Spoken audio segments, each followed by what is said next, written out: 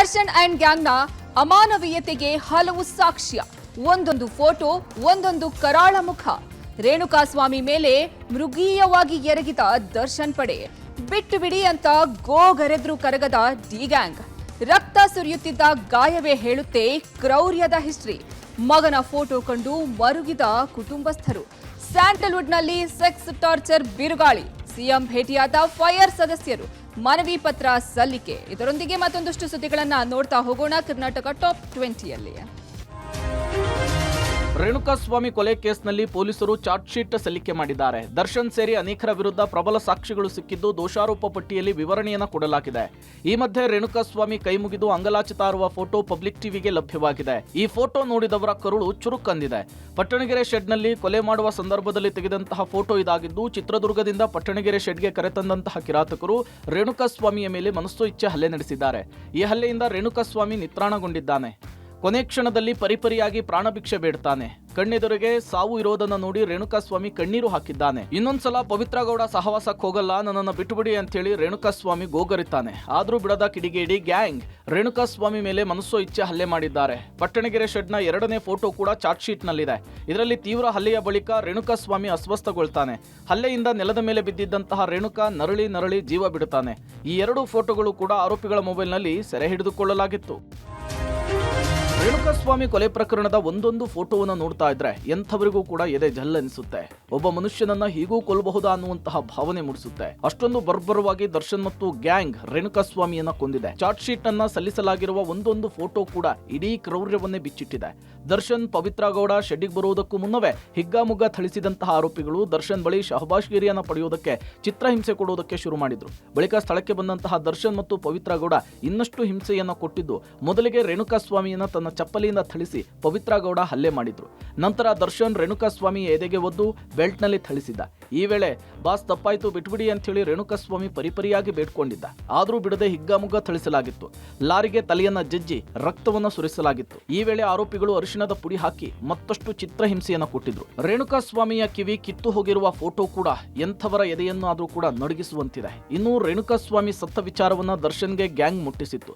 ಬಳಿಕ ದರ್ಶನ್ ಅವರನ್ನ ಶೆಡ್ಗೆ ಇದೇ ಸ್ಕಾರ್ಪಿಯೋ ಕಾರ್ನಲ್ಲಿ ಡಿ ಗ್ಯಾಂಗ್ ಕರೆದೊಯ್ದಿತ್ತು. RR ನಗರದ ದರ್ಶನ್ ಮನೆ ಬಳಿ ಇದ್ದಂತಹ ದರ್ಶನ್ ಅವರನ್ನ ಕರೆದುಕೊಂಡು ಹೋಗಲಾಗಿತ್ತು. ಕಪ್ಪು ಬಣ್ಣದ ಸ್ಕಾರ್ಪಿಯೋ ಕಾರ್ನಲ್ಲಿ ಕೊಲೆ ನಡೆದಂತಹ ಸ್ಪಾಟ್ ಶೆಡ್ಗೆ ದರ್ಶನ್ ಹೋಗಿದ್ದು. ಬಳಿಕ ಶೆಡ್ನಿಂದ RR ನಗರದ ದರ್ಶನ್ ಅವರ ಮನೆಗೆ ಹಿಂತಿರುಗಿದ್ದು ಸಹ ಇದೇ ಸ್ಕಾರ್ಪಿಯೋ ಕಾರ್ನಲ್ಲಿಯೇ. ಇದಲ್ಲದೆ ಶವ ಸಾಗಾಟ ಮಾಡಿದ ಬಿಳಿ ಬಣ್ಣದ ಸ್ಕಾರ್ಪಿಯೋ ಕಾರಿನ ಫೋಟೋ ಕೂಡ ಪಬ್ಲಿಕ್ ಟಿವಿಗೆ ಲಭ್ಯವಾಗಿದೆ. ಬಿಳಿ ಬಣ್ಣದ ಸ್ಕಾರ್ಪಿಯೋ ಕಾರಿನ ಹಿಂಬದಿ ಡೋರ್ ಓಪನ್ ಮಾಡಿಕೊಂಡು ಶವವನ್ನ ಸಾಗಾಟ ಮಾಡಲಾಗಿತ್ತು. ಇದಲ್ಲದೆ ದರ್ಶನ್ ಶೆಡ್ಗೆ ಬಂದಿದ್ದಂತಹ ಕಾರು ಇನ್ನೂ ಪಟ್ಟಣಗೆರೆ ಶೆಡ್ನಲ್ಲಿಯೇ ಇರೋದು ಬಹಿರಂಗವಾಗಿದೆ. ರೇಣುಕಾಸ್ವಾಮಿ ಕೊನೆ ಕ್ಷಣದ ಫೋಟೋ ಸಾಕ್ಷ್ಯಗಳು ರಿವೀಲ್ ಆಗ್ತಿದ್ದಂತೆ ಮಗನ ಕೊನೆ ಕ್ಷಣದ ಫೋಟೋ ಕಂಡು ರೇಣುಕಾಸ್ವಾಮಿ ಕುಟುಂಬ ಕಣ್ಣೀರು ಹಾಕಿದೆ. ಗಳಗಳನೆ ಕಣ್ಣೀರಿಟ್ಟ ರೇಣುಕಾ ತಂದೆ ಮತ್ತು ತಾಯಿ, ನನ್ನ ಮಗನಿಗೆ ಇದೆಂತಹ ಶಿಕ್ಷೆ ದೇವ್ರೆ ಅಂತೇಳಿ ಗೋಳಾಡಿದ್ದಾರೆ.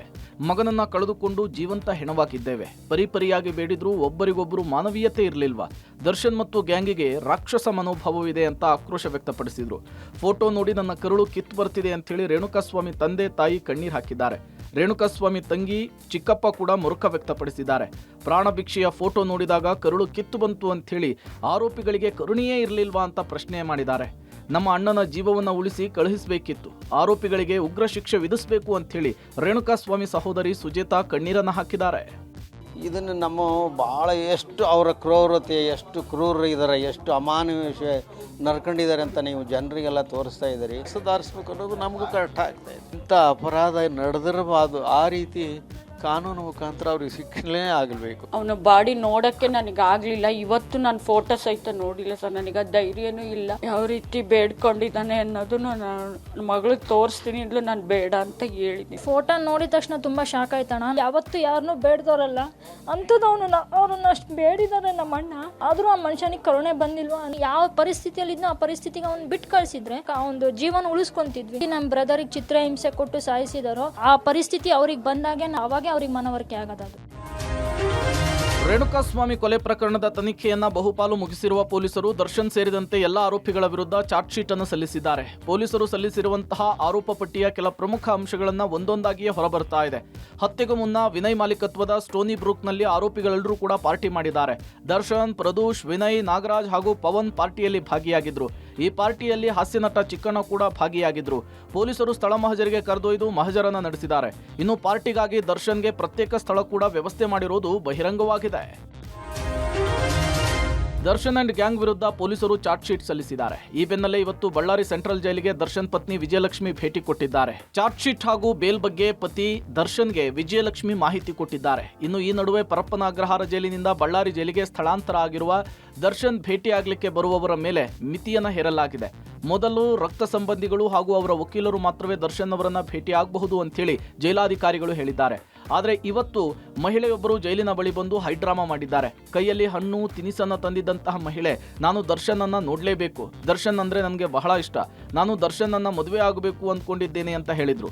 ಇನ್ನೊಂದು ಕಡೆ ದರ್ಶನ್ ಬಿಡುಗಡೆಗಾಗಿ ಅಭಿಮಾನಿಗಳು ದೈವದ ಮೊರೆ ಹೋಗಿದ್ದಾರೆ. ಬಳ್ಳಾರಿಯ ಬಲ್ಕಲ್ ಗ್ರಾಮದಲ್ಲಿ ಬೀರಲಿಂಗೇಶ್ವರ ದೈವದ ಬಳಿ ಅಭಿಮಾನಿಗಳು ದರ್ಶನ್ ಬಿಡುಗಡೆಗೆ ದಿನಾಂಕವನ್ನ ಕೇಳಿದ್ದಾರೆ.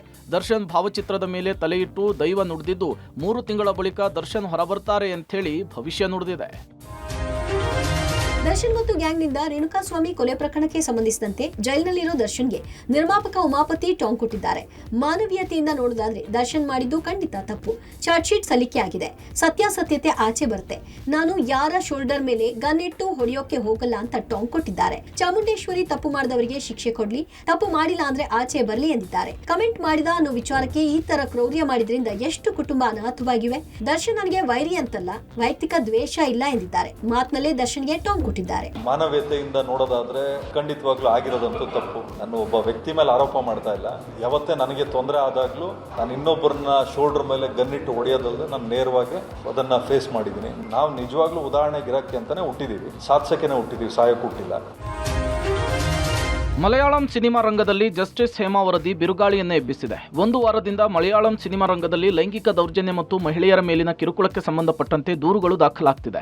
ಹಲವರ ತಲೆದಂಡ ಕೂಡ ಆಗಿದೆ. ಕಲಾವಿದರ ಸಂಘದ ಅಧ್ಯಕ್ಷರಿಂದ ಹಿಡಿದು ಪದಾಧಿಕಾರಿಗಳು ಕೂಡ ರಾಜೀನಾಮೆ ಸಲ್ಲಿಸಿದ್ದಾರೆ. ಈಗ ಅಂತಹದ್ದೊಂದು ಕಮಿಟಿಯನ್ನ ನಿವೃತ್ತ ನ್ಯಾಯಾಧೀಶರ ನೇತೃತ್ವದಲ್ಲಿ ರಚಿಸಬೇಕು ಅಂತ ಹೇಳಿ ಸ್ಯಾಂಡಲ್ವುಡ್ನಲ್ಲೂ ಕೂಡ ಕೇಳಿ ಬರ್ತಾ ಇದೆ. ಸ್ಯಾಂಡಲ್ವುಡ್ ನಟರಾದ ಸುದೀಪ್, ರಮ್ಯಾ, ಶ್ರದ್ಧಾ ಶ್ರೀನಾಥ್, ನೀತು, ಚೇತನ್ ಅಹಿಂಸಾ ಸೇರಿದಂತೆ 140ಕ್ಕೂ ಹೆಚ್ಚು ಕಲಾವಿದರು, ತಂತ್ರಜ್ಞರು ಮತ್ತು ಸಾಹಿತಿಗಳು ಇದಕ್ಕೆ ಬೆಂಬಲ ಸೂಚಿಸಿದ್ದಾರೆ. ಇವತ್ತು ಸಿಎಂ ಸಿದ್ದರಾಮಯ್ಯ ಭೇಟಿಯಾದ ಫೈರ್ ಸಂಸ್ಥೆ ಸದಸ್ಯರು ಕಾವೇರಿ ನಿವಾಸದಲ್ಲಿ ಮನವಿ ಪತ್ರವನ್ನು ಸಲ್ಲಿಕೆ ಮಾಡಿದ್ದಾರೆ. ಚಿತ್ರರಂಗದಲ್ಲಿ ಮಹಿಳೆಯರ ಮೇಲೆ ಲೈಂಗಿಕ ದೌರ್ಜನ್ಯದ ಆರೋಪ ಮಾಡಿದ್ದಾರೆ. ದೌರ್ಜನ್ಯ ತಡೆಗೆ ನ್ಯಾಯಾಧೀಶರ ನೇತೃತ್ವದ ಸಮಿತಿ ರಚನೆಗೆ ಆಗ್ರಹಿಸಿದ್ದಾರೆ. ಸೊ ನಮ್ಮ ಗುರಿ ಇರೋದು mainly that women safety. So definitely women safety main. ಕಲಾವಿದರಾಗಿರ್ಬೋದು, hair stylist, dancers, singers, everybody included. ಯಾಕಂದ್ರೆ ತುಂಬಾ ಜನ ಏನೇನೋ ಆಸೆಗಳನ್ನ ಹೊತ್ಕೊಂಡು ತಪ್ಪು ಕೈಗಳಲ್ಲೂ ಸಿಗುವಂತವ್ರು ಇದ್ದಾರೆ. ಗೈಡ್ ಲೈನ್ಸ್ ಕೂಡ ಬೇಕಾಗುತ್ತೆ. ಸೊ ಅದನ್ನ ನಾವು ಅಫ್ಕೋರ್ಸ್ ನಾವೆಲ್ಲರೂ ಹಾರ್ಡ್ ವರ್ಕ್ ಮಾಡ್ತೀವಿ. ಅದಕ್ಕೆ CM sir and the state government provides a committee such as the HEVA committee in Karnataka. ಹೆಣ್ಮಕ್ಕಳ ಜನರಲ್ ಫಿಲ್ಮ್ ಇಂಡಸ್ಟ್ರಿ ನಲ್ಲಿರೋ ವರ್ಕಿಂಗ್ ಕಂಡೀಷನ್ಸ್ ನ ಇನ್ವೆಸ್ಟಿಗೇಟ್ ಮಾಡಿ ಇದಕ್ಕೆ ಒಳ್ಳೆ recommendations, how can we make the environment safer and happier for people to work in, ಅಷ್ಟೇ ನಾವು ಒಂದು proposal ಮಾಡಿದ್ವಿ. ಕೊಟ್ಟಿದ್ದಾರೆ ಅವರು ಕೇರಳದಲ್ಲಿ ಆಗಿರ್ತಕ್ಕ ಅದೇ ರೀತಿಯಲ್ಲಿ ಮಾಡ್ತೀವಿ.